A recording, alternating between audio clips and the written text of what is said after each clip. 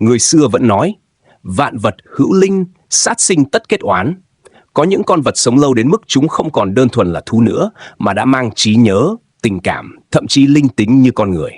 Chạm vào mạng sống của chúng chẳng khác nào chạm vào sợi dây oang nghiệt giữa trời đất. Năm ấy, bão tuyết phủ kín nửa ngọn núi. Ông ngoại bất ngờ đem con dê già đã nuôi suốt 28 năm ra giết. Bà ngoại kinh hãi, dậm chân nói rằng con dê này đã thành tinh, có ý thức như người, giết nó sẽ rước họa. Ông chỉ lạnh lùng đáp rằng tối nay sẽ có người tới, không thể để họ đói. Bà thắc mắc giữa lưng chừng núi, tuyết dày chắn lối, làm gì có ai đến được. Ông không nói thêm, tiếp tục cắm cúi lột da dê. Bà lao vào giằng dao nhưng sức yếu nên bị ông đẩy ra.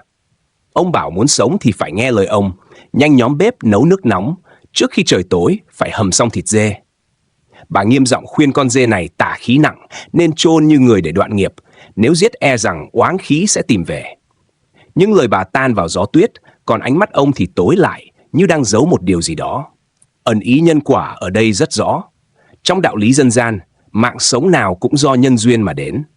Con vật sống lâu, thân tâm đã tích đủ linh tính, sát nó chẳng khác nào sát một con người. Oán nghiệp từ đó mà khởi, có khi ứng báo ngay trong đời này, không chờ kiếp sau. Dù không cam lòng, bà vẫn lặng lẽ dẫn tôi vào kho nhóm lửa. Trong ánh lửa bập bùng, bà cúi xuống dặn rằng tối nay tuyệt đối không được ăn thịt dê, dù chỉ một miếng. Tôi gật đầu, nói nhỏ rằng con sợ con dê này. Bởi khi ông giết nó, ánh mắt nó nhìn ông giống như đang tính toán điều gì đó, không giống ánh mắt của loài vật mà như ánh mắt của con người. Bà nghe vậy, sắc mặt lập tức thay đổi. Bà ghé sát tai tôi thì thầm, bảo tôi tránh xa ông ra. Lời bà còn chưa kịp tan thì ông đã bước vào, bưng nửa thau thịt dê, trên mặt và áo quần còn lấm tấm máu. Ông hỏi nước đã sôi chưa, rồi không chờ đáp, đổ thịt vào nồi và dặn không được bỏ bất kỳ gia vị nào, kể cả muối. Bà kinh ngạc hỏi rằng không có muối thì ai ăn nổi, nhưng ông chỉ nheo mắt, không nói gì, rồi quay ra sân. Ngoài trời, tuyết vẫn rơi lác đác, bóng tối dần nuốt lấy nửa sườn núi. Ân ý nhân quả ở đây giống như một cơn sóng ngầm. Có những hành động của con người bề ngoài tưởng như vô lý, nhưng thực chất đang tuân theo một mối duyên nghiệp đã định. Khi nhân đã gieo, thì quả dù kỳ lạ đến mấy cũng sẽ tìm đến đúng lúc, đúng chỗ, không thể tránh. Thịt dê đã chín, mùi thơm bốc lên quyện với hơi nóng, khiến tôi vô thức nuốt nước bọt. Bà thấy vậy liền nghiêm mặt nhắc lại rằng tôi không được ăn, rồi nắm tay dẫn tôi ra sân. Ông đang đứng giữa trời lạnh, lặng lẽ rít từng hơi thuốc. Bà hỏi vì sao thịt đã nấu xong mà chưa thấy ai đến. Ông chỉ đáp ngắn gọn rằng người đã đến rồi. Lời ông vừa dứt, tiếng bước chân vang lên trên nền tuyết. Dưới ánh trăng mở, một người phụ nữ từ từ bước vào sân. Khuôn mặt nàng trắng bệch như sáp, đôi mắt đầy những tia máu đỏ, khiến người nhìn rợn tóc gáy. May là dưới chân nàng còn có bóng, nếu không, tôi đã tưởng mình thấy một bóng ma. Người phụ nữ nói giọng yếu ớt, kể rằng nàng và chồng bị lạc giữa bão tuyết, đã 2 ngày không ăn gì, đi ngang núi, thấy ánh đèn nên tìm đến. Khi nàng thốt ra câu, tôi đói, tôi muốn ăn thịt dê, thì giọng nói ấy có gì đó rất lạ, như vừa khẩn cầu, vừa ẩn chứa đe dọa. Ân ý nhân quả trong khoảnh khắc này như một sợi chỉ đỏ nối từ quá khứ đến hiện tại. Những gì đã làm với con dê già dường như đã mở ra một cánh cửa cho thứ gì đó tìm đến. Trong vòng xoáy nhân quả, kẻ sát sinh đôi khi không chỉ đối diện với báo ứng từ nạn nhân mà còn phải gặp những oan hồn lang thang tìm mượn duyên để kết thúc nghiệp riêng của chúng. Ông bưng nửa thau thịt dê ra, giọng bình thản nói chỉ có bấy nhiêu. Người phụ nữ nhìn thau thịt, ánh mắt thoáng qua một tia ngạc nhiên, rồi lập tức cười, nhưng nụ cười ấy lại khiến sống lưng tôi lạnh buốt. Nàng ngồi thụp xuống, bốc từng miếng thịt nhét vào miệng, ăn ngấu nghiến đến mức xương cũng nhai, miếng nào nhai không nát thì nuốt chửng xuống cổ.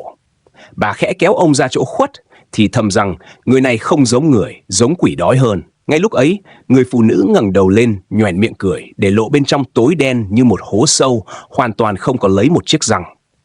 Ông vẫn giữ vẻ mặt lạnh lùng, nói bà hãy dọn buồng tây cho nàng ngủ lại một đêm, sáng mai xuống núi. Bà sững sờ hỏi hai người có quen nhau không. Ông tỏ ra khó chịu, giục làm ngay. Nàng thì tiến sát bên bà, giọng rì rầm như rắn trườn, khuyên bà nên giết ông, gọi ông là kẻ ngu dại. Không biết từ lúc nào, trong tay nàng đã có một con dao sắc, rồi đặt vào tay bà, ánh mắt lóe lên tia hung hiểm. Ẩn ý nhân quả ở đây càng lộ rõ. Khi sát sinh, con người không chỉ gieo một hạt mầm oán nghiệp với kẻ bị giết, mà còn khơi dậy những duyên ác đang chờ cơ hội bám vào.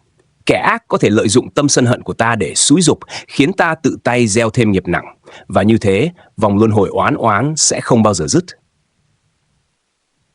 Bà không nghe theo lời xúi giục định dẫn tôi vào buồng đông, nhưng ông đã đứng chắn ngay cửa, ánh mắt như đóng băng. Áp lực từ cái nhìn ấy khiến bà buộc phải làm theo, lặng lặng dọn buồng tây. Khi mọi thứ xong xuôi, người phụ nữ bước vào, còn bà thì như vừa tỉnh khỏi một cơn mê, ngơ ngác hỏi vừa rồi đã xảy ra chuyện gì. Ông đóng chặt cửa, giọng trầm xuống. Ông bảo đêm nay người phụ nữ kia sẽ gõ cửa 3 lần. Lần đầu, cô ta sẽ gọi tôi sang gánh nước đổ vào chum trong buồng tây. Dù thấy hay nghe bất cứ điều gì, tôi cũng không được lên tiếng. 3 gánh nước là đủ, xong việc phải quay về ngay. Ông nhấn mạnh rằng dù người phụ nữ có tìm mọi cách giữ lại, tôi cũng không được ở lại. Ẩn ý nhân quả ở đây như một bài thử của số mệnh. Trong đời, có những lúc ta buộc phải đối diện với những oan nghiệp của người khác hoặc chính mình. Nếu giữ được tâm không dao động, biết đâu là giới hạn thì mới có thể thoát nạn. Nhưng chỉ cần một bước sai, dù nhỏ, cũng có thể đẩy ta vào hố sâu mà chẳng thể quay đầu. Lời ông vừa dứt, tiếng cốc, cốc vang lên trong màn đêm đặc quánh. Giọng người phụ nữ vọng vào, rỗng không và lạnh lẽo như gió bấc, gọi rằng: "Chú ơi, cháu khát, chum hết nước rồi, bảo Nguyên Phúc giúp gánh nước." Bà lập tức biến sắc, bàn tay siết chặt tay tôi như muốn giữ lại bằng mọi giá. Bà nói dứt khoát rằng tôi không được đi. Ông lại gằn giọng, bảo nếu tôi không ra, người phụ nữ sẽ phá cửa xông vào. Khi ấy tất cả chúng tôi sẽ không ai sống sót.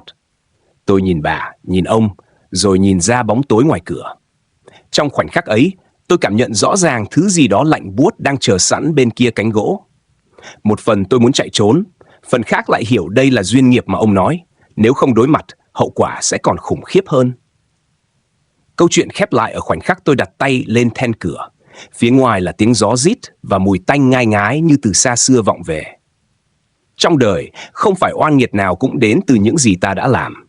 Nhưng khi duyên ác tìm đến, chỉ có giữ tâm vững, không bị lôi kéo vào vòng oán oán, mới mong thoát được báo ứng. Đối với kênh anime Nhân Quả, đây là một minh họa rõ ràng. Sát sinh một sinh mạng đã tích đủ linh tính, chẳng khác nào chạm vào sợi dây oan nghiệt. Khi đã khởi nhân, quả sẽ tìm đến, có thể dưới hình hài người lạ, một lời xúi giục hay một thử thách hiểm nguy. Trong mọi tình huống, chỉ có thiện tâm và giới hạn bản thân mới giúp ta đứng vững trước sóng gió của nghiệp báo.